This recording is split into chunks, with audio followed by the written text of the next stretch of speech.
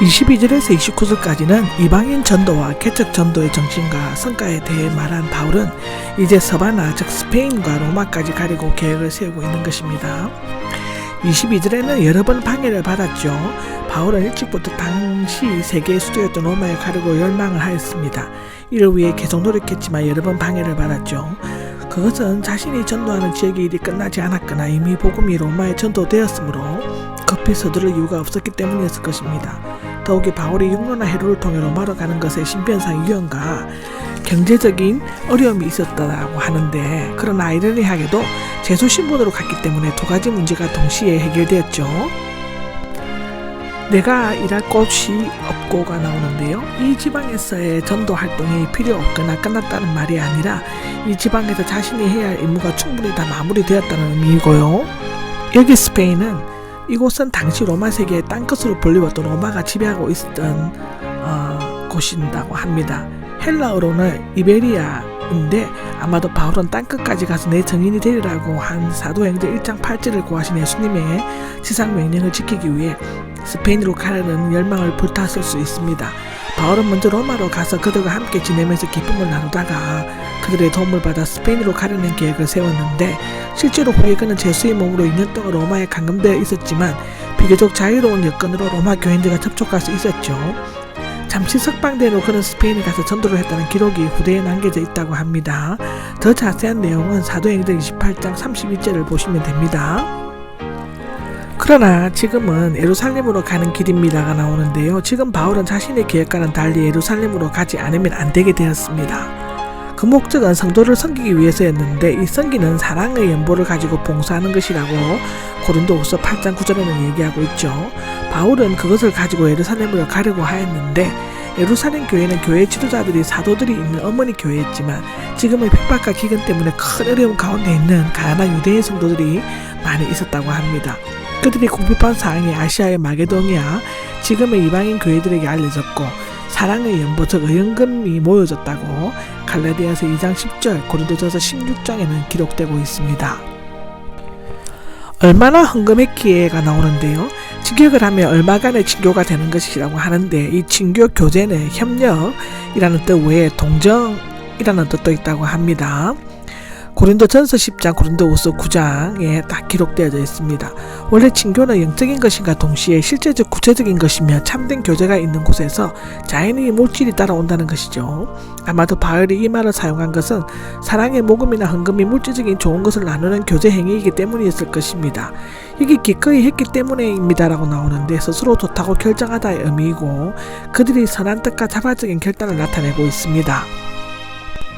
그렇게 하기를 기뻐하였다가 나옵니다. 바로 앞에 기꺼이 했다와 똑같은 단어이고 강조하기 위해 반복되는 것이고 빚을 지고 있습니다가 나오죠. 문자적으로 저희는 그들에게 빚진 자들이다입니다. 이방인인 그리스도인은 유대인들에게 영적인 선물을 받았기 때문에 마땅히 육적인 제물로 갚아야 할 빚을 지고 있는 것이다 라고 고린도전서 9장 11절에는 얘기하고 있습니다. 여기 신령한 것들은 이 신령하는 영적인 성령에 부합된 뜻을 이시며 유대민족의 종교적 특권과 그리스도의 복음에 의한 구원의 축복 등을 의미한다고 하는데요. 만약 유대인들이 그들의 영적인 축복인 복음을 나눠주지 않았다면 그들은 여전히 사탄의 권세 아래서 죄악의 어둠 가운데 머물러 있었을 것입니다. 여기 물질적인 것들은 문자적으로는 육적인 것이죠. 육신의 일상생활에 반드시 필요한 물질적인 것들을 나타내는데, 여기에서는 바울 일행이 손쉽게 가지고 갈 수 있는 돈을 의미한다고 하는데요. 물질적으로 부유한 이방인 그리스도인들이 가난한 유대인들을 돕는 것은 또 하나의 사랑의 빚을 갚는 것으로 여겨집니다. 여기 섬겨야 할 것은 하나님께 제사장으로 봉사하는 것을 의미하는데, 사도행전 13장 2절, 히브리서 10장 11절에 나오죠. 이방인들의 연보는 단순히 유대인들을 구제하는 것이 아니라 섬기는 일이었고 동시에 하나님께 대한 제사이기도 했다고 하죠. 다른 형제에 대해 봉사하거나 가난한 성도들을 돕는 것은 본질적으로 살아계신 하나님께 봉사하는 것이다 라고 마태복음 10장, 고린도후서 9장에는 얘기하고 있습니다. 여기 마치고가 나오는데요. 원래 종교적 의식이나 사업을 완성하는 것을 의미합니다. 빌립보서 1장 6절, 히브리서 9장 6절을 말하는데, 바울은 가난한 성도들을 위해 사랑의 모금을 하고 그것을 예루살렘 모교회에 가져다 주는 것을 하나님께 대한 봉사와 섬김이라고 생각했는데요. 확실히 전해준 다음인데 안전이나 확정을 위해 봉인하다의 뜻인데요. 연보를 확실하게 전달한 후에를 의미합니다.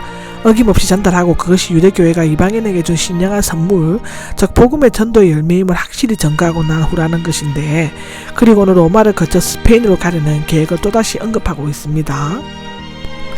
그리스도의 풍성한 복이 나옵니다.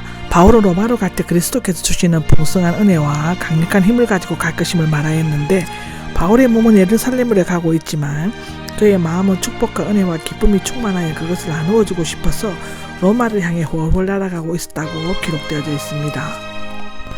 30절에서 33절까지는 바울 자신이 지닌 전도의 계획과 완수해야 할 책임에 대해서 기도해 줄 것을 간청하고 있는데요.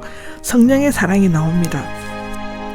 바울 서신에서 찾아보기 힘든 표현이며 성령께서 주시는 사랑 또는 성령에 따라 마음에 품는 사랑을 의미하는데요. 이런 표현을 쓰면서까지 간절히 기도 부탁을 하는 것은 많은 고난이 예상될 뿐만 아니라 그의 봉사가 예루살렘 성도들의 환영을 받지 못할 수도 있다는 염려 때문이었을 것입니다. 여기 내 싸움에 동참해 주십시오가 나오는데 함께 싸운다는 의미이며 운동 경기장이나 축구장에서 선수들이 서로 힘을 합하여 최선을 다해 때로는 목숨을 걸고 싸우는 것을 나타내는데, 기도는 야복강 나루토에서 야곱이 환도뼈가 부러지도록 밤새워 실험한 것처럼 주님께서 겟세마네 동산에서 피땀 흘리시면서 기도하신 것처럼 온몸과 마음의 정성을 쏟아야만 해야 하는 것입니다.